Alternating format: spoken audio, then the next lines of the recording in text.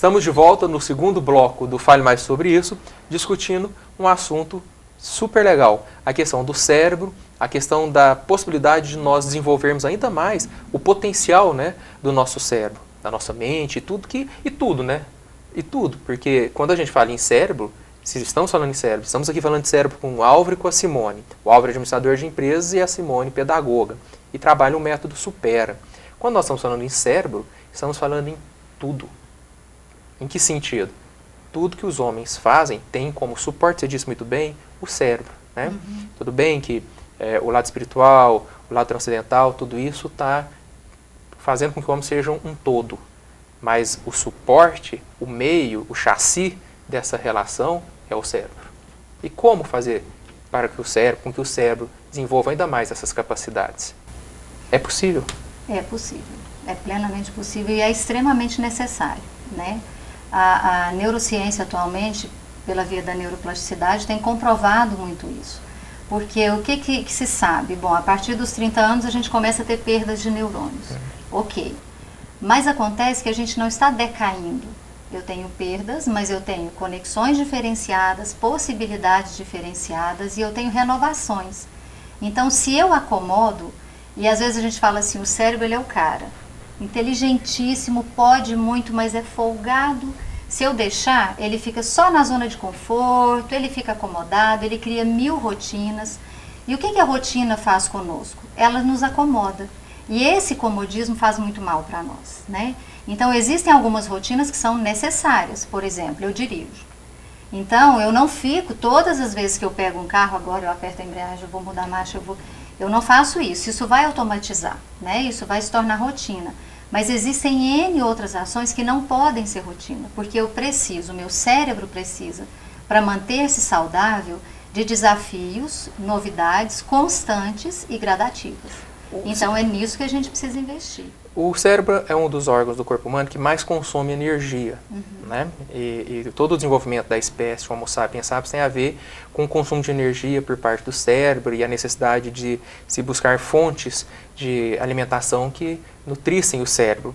E por consumir muita energia, ele trabalha também com economia, tipo stand-by, e as rotinas, os hábitos, são formas de economizar, né, energias que serão gastas desnecessariamente. Mas como você diz muito bem, a economia excessiva ou comodista gera efeitos colaterais negativos, né? Há quem acredita até que o Alzheimer está aí, a raiz do Alzheimer talvez esteja por aí, né?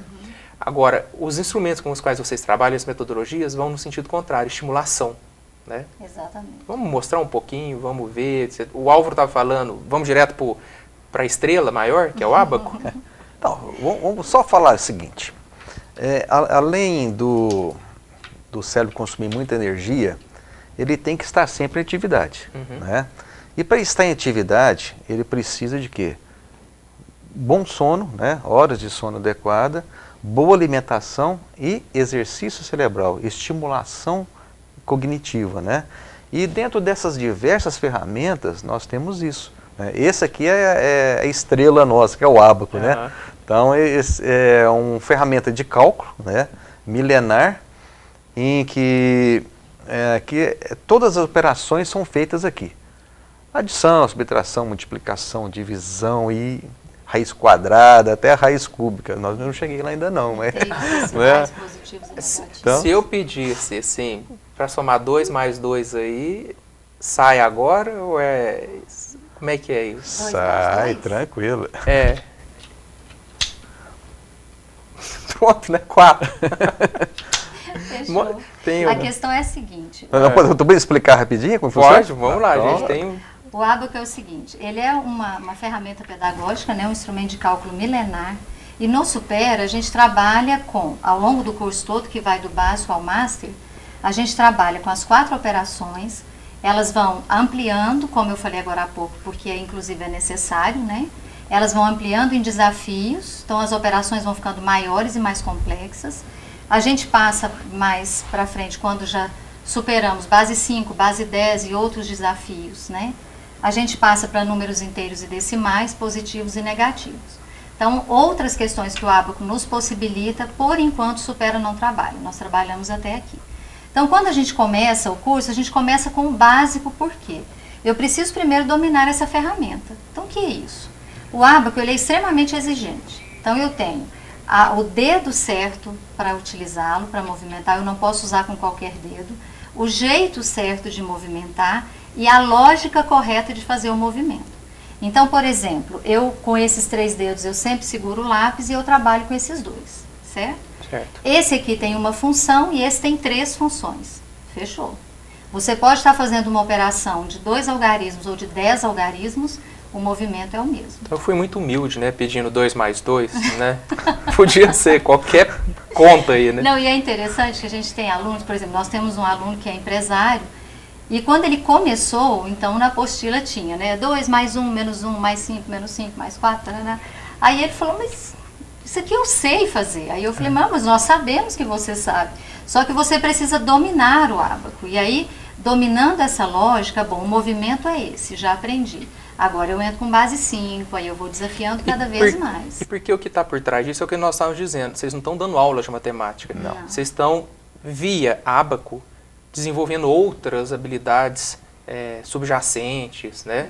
Olha, interligadas à cognição. Além, por exemplo, o tato, né? Quando a gente estimula os dedos no próprio movimento do ábaco, já é comprovado que regiões específicas do cérebro estão sendo estimuladas. É isso. Então, raciocínio lógico, lógico-matemático, agilidade mental, agilidade motora, criatividade, autoestima, porque é muito bom, cada vez que a gente supera uma etapa, você fica, faz festa mesmo. E ainda por meio da aula, relacionamento interpessoal, entender o que estão me pedindo, entender o que eu vou dar de resposta. Exatamente.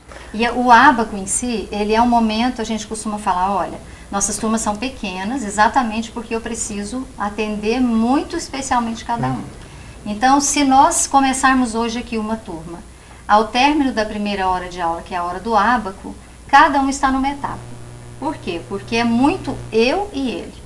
Como é que eu me relaciono com ele e com as minhas ideias, as minhas potencialidades, os meus limites e a superação desses limites, enfim.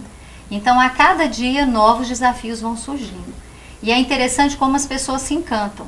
Começam a trabalhar e vão gostando. E é muito Isso, bom. Simone e Álvaro, eu gostaria que a gente falasse no outro bloco, porque é o lado lúdico, né, do aprendizado. Isso. Nós vamos explorar mais. Eu vou pedir para o próximo bloco você já introduzir uma conta mais pesada aí para ver só essas pecinhas mexendo, tá? Voltamos no próximo bloco para mexer nessa peçona aqui que é o ábaco. Te aguardo.